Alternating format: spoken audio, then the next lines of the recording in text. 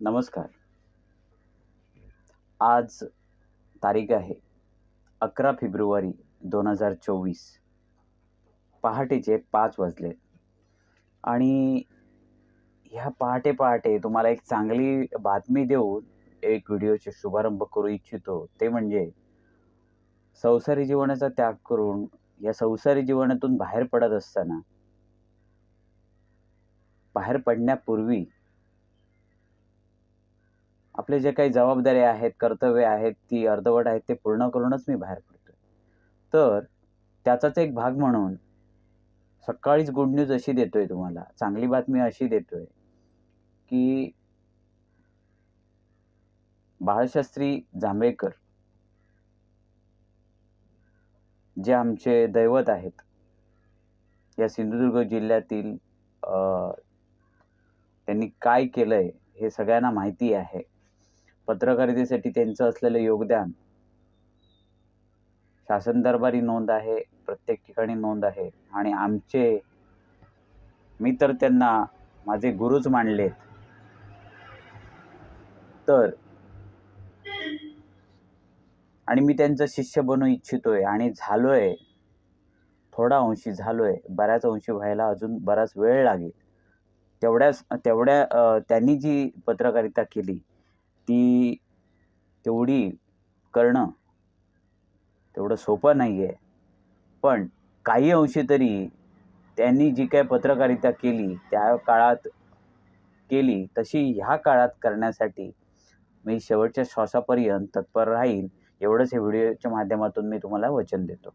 आणि या अनुषंगाने मी एक सांगू इच्छितो, की जो काही आपल्या सर्वांच्या साथीने जे काही मी करू इच्छितोय पंधूर इथे, तर त्याच्यातच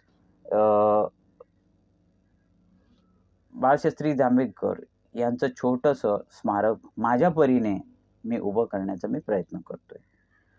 कोण आर्थिक मदत देईल न देईल तो नंतरचा भाग राहील, पण नक्कीच माझी धडपड बघून, माझी ही तळमळ बघून आणि मी ज्या पद्धतीने पत्रकारितेकडे जी वाटचाल नेतोय त्या पद्धत माझी पाहता मी तर समाधानी आहे. त्याच्यात त्रास खूप होतोय, मानसिक त्रास खूप होतो, 100% मी मान्य करतो.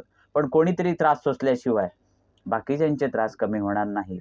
आणि हेच तर पत्रकारितेचं एक तत्व आहे, की त्रास तुम्ही सहन करा, पण इतरांचे त्रास तुम्ही कमी करा. तर मूळ मुद्द्याकडे जाऊन एकच सांगतो, की ही सकाळीच गुड न्यूज देत असताना याची गरज मला का पडली, त्याचं एक थोडंसं एक उदाहरण मी थोडक्यात सांगतो. कारण सकाळी गुड न्यूज देताना त्याच्यात पुन्हा काहीतरी असं विपरीत मी सांगत नाही, थोडक्यात सांगतो. मला 6/2/2024चं पत्र सिंधुदुर्ग जिल्हा पत्रकार संघाचे अध्यक्ष उमेश चोरसकर यांनी मला पाठवलं. पण ते मला पोस्टाने रजिस्टर 9 तारीखला मिळालं. म्हणजे 9 फेब्रुवारी 2024ला मला हे पत्र मिळालं. हे पत्र मिळाल्या हे पत्र काय आहे वगैरे ते आता मी ह्या व्हिडिओत हे सांगत नाही. ओके. तर ह्या पत्राला जे काही उत्तर द्यायचं ते अजून मी दिलं नाही. पण ह्या पत्राला संदर्भीय पत्र मी माननीय सहाय्यक धर्मादाय आयुक्त सार्वजनिक न्यास नोंदणी कार्यालय सिंधुदुर्ग यांच्याकडे मी सोपवलं.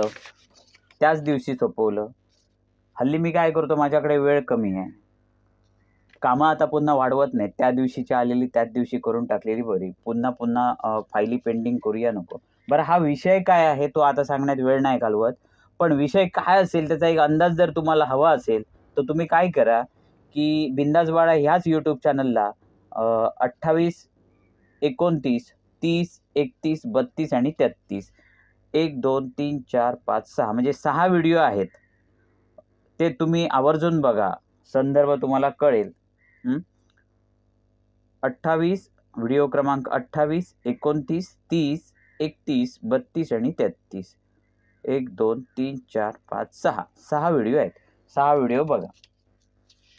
तर आता या पत्रावर मला वाचन करायचं नाहीये. माझ्याकडे तेवढा वेळ नाही आणि तुमचाही वेळ ह्या गोष्टीसाठी मी घेत नाही. फक्त एक 2 लाईन फक्त मी सांगतो. आपल्या सर्वांच्या साक्षीने उमेश तोरसकर जे सिंधुदुर्ग जिल्ह्यात पत्रकार संघाचे अध्यक्ष आहेत, त्यांना मी हात जोडून एकच सांगतोय, अध्यक्ष साहेब, ही जी काही पदं मिळतात ही कायमस्वरूपी नसतात. त्याला एक कालावधी असतो. आता अध्यक्ष म्हणून जरा हे बाजूला ठेवतो आणि तुमचं जे माझं जे नातं आहे, कुडामध्येच आपण राहतोय. साधारण चालत आलो तर साधारण 30 मिनिटं लागतात तुमच्या घरापर्यंत यायला आणि गाडीनं आलो तर 3.5 मिनिटं लागतात. हे काल मी चेक केलं तुमच्या घरापर्यंत येऊन, की 3.5 मिनिटंच लागतात टू व्हीलरने. तुमच्या आतमध्ये आलो नाही घरात, कारण सध्या काही इच्छा होत नाही तुमच्या घरात येण्याची. पण एक मी तुम्हाला सांगतो, हां, आणि विशेष म्हणजे ह्याच्यावर पत्ता जो टाकलाय सिंधुदुर्ग जिल्हा पत्रकार संघाचा, तो तात्पुरता पत्ता जो टाकलाय तुम्ही सांगेडेवाडीचा. तर सांगेडेवाडी आणि कुडा पान बाजार हा काही लांब नाहीये. तर मला तुम्हाला एकच सांगायचं आहे. तुमचा मी रिस्पेक्ट करतो, नेहमीच रिस्पेक्ट करणार. त्याला कारणं बरीच आहेत. पत्रकारितेत मी हल्ली काही वर्षात आलो. पत्रकारितेत तुमचे केस पिकलेत. त्याच्यामुळे तुम्ही अशी काही पत्र पाठवताना पत्रकारितेची चेष्टा होण्यासारखी असे पत्र पाठवू नका. ह्याच्यात पत्रकारितेची चेष्टा होते. पत्रकार, पत्राला जो आकार देतो तो पत्रकार. हा आकार येत नाहीये ह्या पत्राला. मी दिलेल्या पत्राला आकार आलाय. त्याच्यामुळे काय होतंय माहितीये, केस पिकले म्हणून कोण ज्येष्ठ होत नाही. मला तर असं वाटतं, लहान तोंडी मी मोठा घास घेतोय. तुम्ही हे जे काही पत्र पाठवता, कोणाचा तरी सल्ला घेत चला.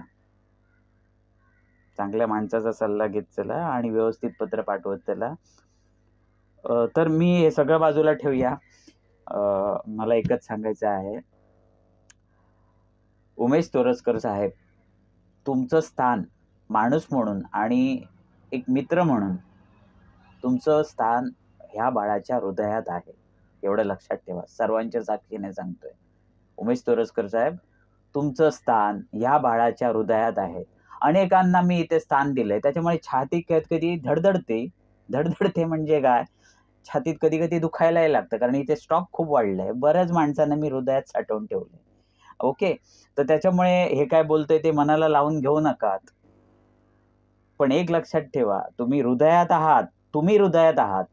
पण तुम्ही पाठवलेल्या पत्राची जागा कुठे आहे, ती 15 दिवसानंतर व्हिडिओच्या माध्यमातून दाखवतो. हे पत्र मी कुठे ह्या पत्राची जागा मी दाखवणार ह्या 15 दिवसानंतर. म्हणजे आज तारीखपासून म्हणण्यापेक्षा तुम्हीच त्याच्यात म्हटलंय, की हे पत्र मिळाल्यापासून 15 दिवसात.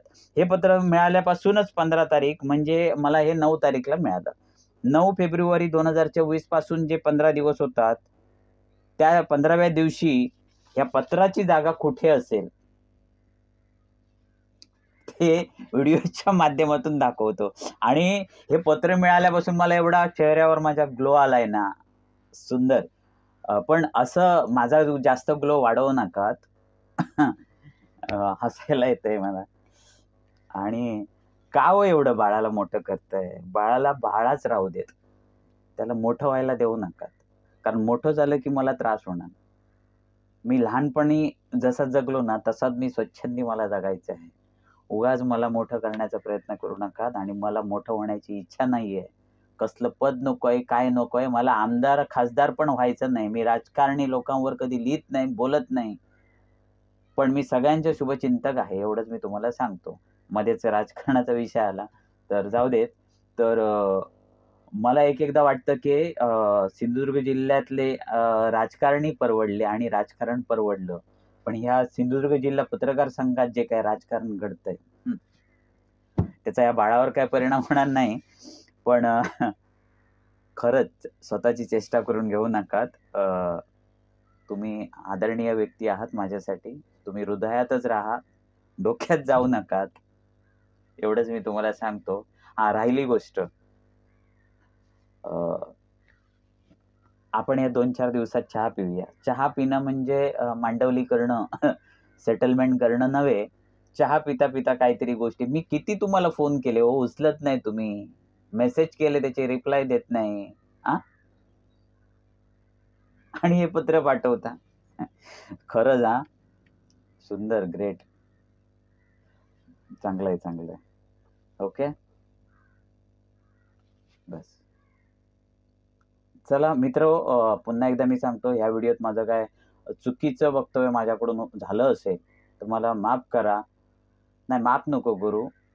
काय चूक असेल माझ्या ह्या व्हिडिओत झालेली असेल तर माझ्या WhatsApp नंबरला तुम्ही मेसेज करून सांगा की बाळा तुझं हे शब्द चुकलं की वाक्य चुकलं किंवा तुझं हसणं खिदळणं सुद्धा चुकलं, असं जर सांगितलं नक्कीच एक्सेप्ट करेन. खाली कॉमेंट बॉक्स बंद केलाय. का बंद केलाय त्याचंही कारण नंतर सांगतो.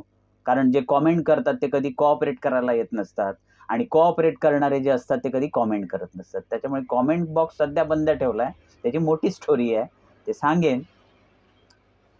तर नंबर माहिती आहे ना, 9764 2363 48. या WhatsAppवर आपण मेसेज करा, हा बाळा काही चुकत असेल तर.